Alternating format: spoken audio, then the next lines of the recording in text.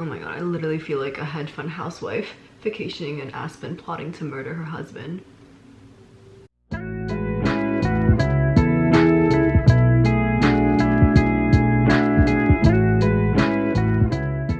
So, in order to keep myself sane, I have to read a lot of books. Like, I need to consume other people's drama in order to feel okay, and maybe that's why I like reality TV so much. And I feel like fall is like the perfect time to revel in other people's drama and just like not think about your reality.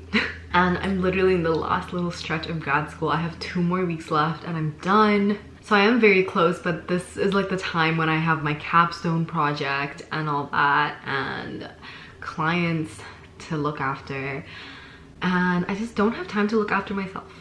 My timing is also a little bit off. Like, it's not necessarily like fall right now. It's like heading into the colder months. So I don't know what to title this video, but just like if you feel me, it's like that month or that period that's like fall to winter where you're just like sad a little bit, or maybe a lot in my case. You just want to read some good books that are like mystery, that are like, it makes you feel good, you know? But before I jump into the books, I want to talk about today's sponsors, and that is Ana Luisa.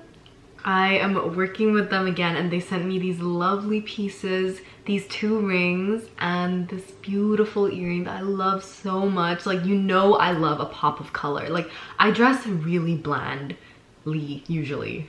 So, as you know, Ana Luisa's pieces are ethically sourced and fairly priced. There's no unnecessary mining or any excessive markups, and recycled materials are also used whenever possible. They are 100% carbon and water neutral from cradle to grave, which means that they use carbon and water neutral operations from beginning to the end of the product's life cycle. They have also made their code of conduct available with a click of a button, and you can download a PDF on their website so you can know all the ins and outs that they're doing, and they're very transparent about that, which I also really appreciate.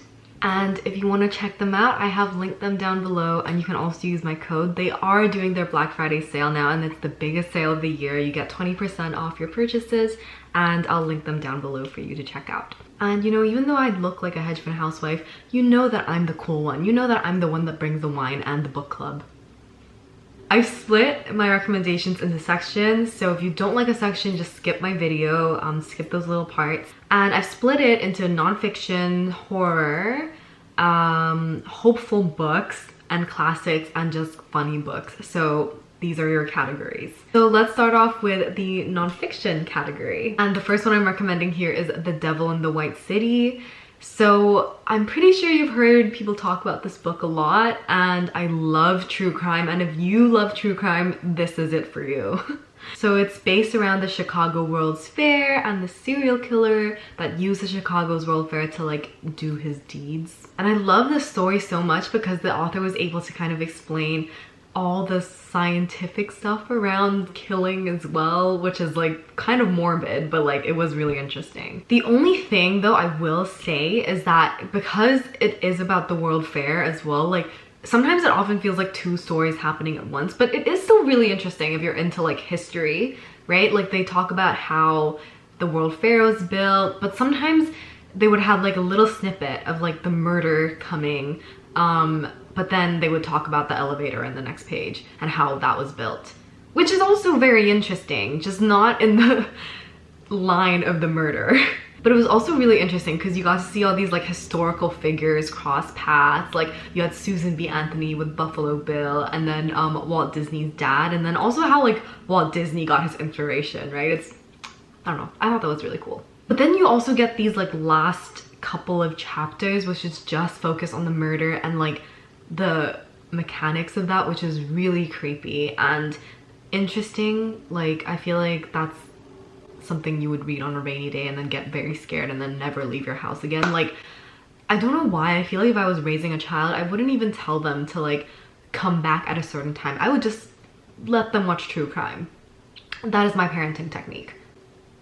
Okay, the next one I have is Smoke Gets in Your Eyes, and this is another nonfiction about Caitlin, the author, and how at 23 she started working at a crematory. She makes a really complicated idea into something that's like a little bit more simplified and like funny, and she it's a very cathartic kind of funny. What I loved most though is how she explains how the death industry came to be and how like our perception of death is very much based on the West. So she takes a bunch of different funeral ceremonies and shows, like especially in the West, like we want to get it done as efficiently and as quickly and as clean as possible. And she mentions like some families don't even want to see their loved ones being cremated, and she always feels like, oh, it's like a bit sad that they're alone. And she has a chapter that talks about the web of references and how death or other people's way of dealing death can sometimes be outside of our web of reference, and we immediately associate that with like morbid, like creepy stuff, which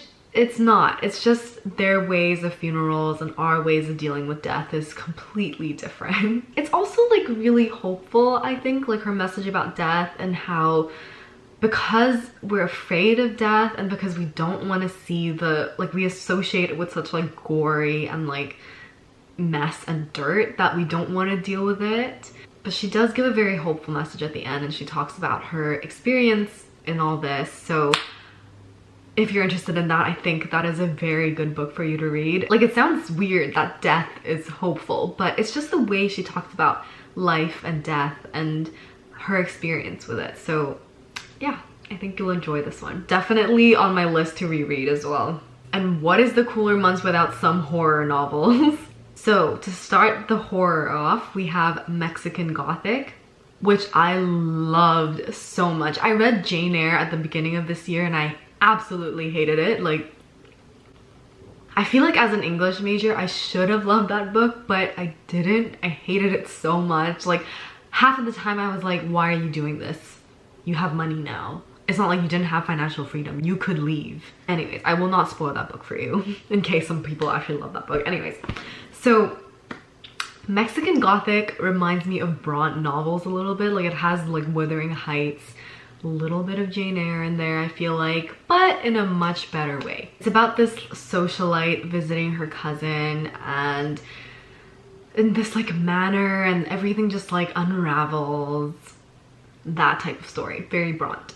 It is such a wild narrative that it has all those like classic themes of a Gothic novel, which I really loved, but I didn't expect the ending. Like, it was so good and so creepy, like American Horror Story type of creepy. Like, it's nothing that really jumps out at you, but it's more like it just creeps you out a little bit. And I don't want to say too much about it. I think all you need to know is it's girl going to haunted house. Haunted house has weird things happening, weird manipulating men happening in there as well. But just trust me, it is such a good one to just sit and like, I think I finished that in 2 days. It was so good. Okay, the next one I have is Misery by Stephen King. Loved it so much. It was such a good horror novel. It was just like I don't think I'm one to be super scared of like paranormal books. I mean, okay, that's a lie. I will be scared, but I'm definitely more afraid of like crime. Like, I think that's why I like true crime so much. I get afraid. Here, there's nothing paranormal. It is just this psycho that like locked the author up, and that to me is scary. And I think what makes it so scary is the simplicity of the novel, because it's really easy to read. I think it's one of the easiest Kings to read, and the easiest to kind of follow, because sometimes he has like these long descriptions, but this one's easy. It's only 2 characters most of the time, but because of that, I feel like that makes it even scarier, because it makes it feel so lonely, and like you do feel very exiled, I guess. But I don't want to ruin it for you, so I don't want to say too much. But basically, scary, crazy person locks another person up, and Annie, who is the captor, is the author's #1 fan, is very obsessed with him, locks him up, and then Stephen King gives you like a little bit of hope, then he strips it away, which is what I like. Like, my hands were drenched reading this novel.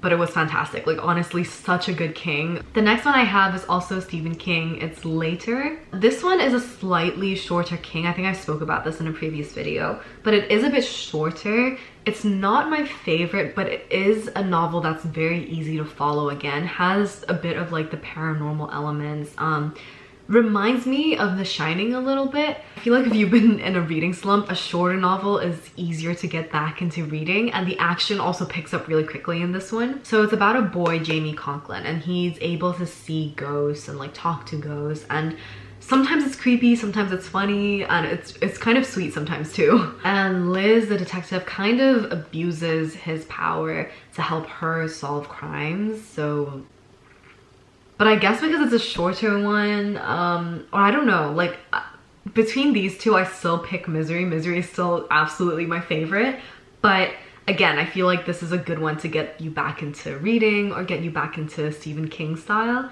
because it has like those typical tropes of Stephen King. So I think you would enjoy this one. Also, the cover is so beautiful. So part of the reason why I love having physical books is because I can like feel superior over other people, because what is the point if not a good cover?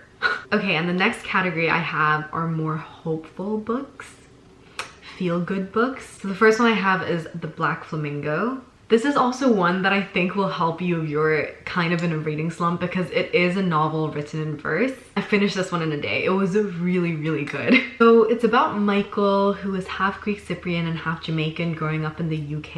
It's a very much like coming of age novel. It literally is from kindergarten to college, so it is very coming of age. There's a lot of descriptions of how he came to understand his identity, his race, and his sexuality as well, but he didn't really find that until he found drag. And he found drag at college, and he shows this as the gender bending art form that it is. It's also very much a celebration of gender, so if you just want something that's a little bit more happy, I think this is a really great book to pick up. And all of the poems, all of the verses are so well written and so beautiful. So yeah, and another short one to get you back into reading. The next one I have is The Four Winds, also in this category of hopeful feel-goodness. So it circles around the early 20th century, 1934 kind of time, around the Great Depression and the Dust Bowl. And it focuses on Elsa Martinelli, this like crazy strong woman. And like many Americans during that era, she has to choose between fighting for the land that she has grown to love and grown to care for, or follow the American dream to the West. And I love how Kristen Hanna shows it, because it shows how the American dream is used a lot to advertise all these amazing things in America, even internally. And I think Kristen Hanna does such a good job at showing this woman who is just trying to protect her family and doing everything she can for her family by herself. And she has been such a selfless woman through this entire novel. Maybe it's weird that I'm putting it in like the feel-good novel section, because it definitely did not feel good in the beginning, but it shows how hard she fought, and then how she discovered sex and then rediscovered sex and her sexuality and just her femininity, which I loved so much. You will cry though. You will cry, but it was a good release crying. So if you want a book to cry, this is it. And it's not little life crying, it's good crying, a release crying. Okay, and then next for classics, I only have one book in this category, and that is Murder on the Orient Express. I think this may be, in my English education, my favorite classic. It is so well written. There's nothing that's confusing. It just like presents all the facts to you and then jumbles them together to create this mystery, which I really like. It's very clear and very like not predictable. Like I didn't predict the mystery until the very end, which I loved. And I want to read her other mystery books. I know that the main character doesn't only solve this mystery, he's like in a ton of other ones. But it is a really good book if you're looking for something that's an easy classic. Again, it's like, again, pretty short. If you're looking for an easy classic, this is definitely the one to go. And the entire mystery happens on the train, which is also very interesting. So yeah, not a lot of complicated settings. Very easy to read as well. Like this is something I feel like my aesthetic, cool, hedge fund, housewife plotting murder in Aspen will read by an Aspen fireplace. Okay, and lastly, if you just want to laugh, you just want to feel good without the feel-gooding tears, you just want to laugh and be happy. this is the book for you. And that is My Year of Rest and Relaxation. And honestly, it's probably one of the best books I've read in 2021. I love this one so much. Like, the whole premise of the book is just this girl taking pills to sleep for a year. Like, that is her goal. And that sounds pretty good. Like, my tired grad school brain kind of wants that a little bit.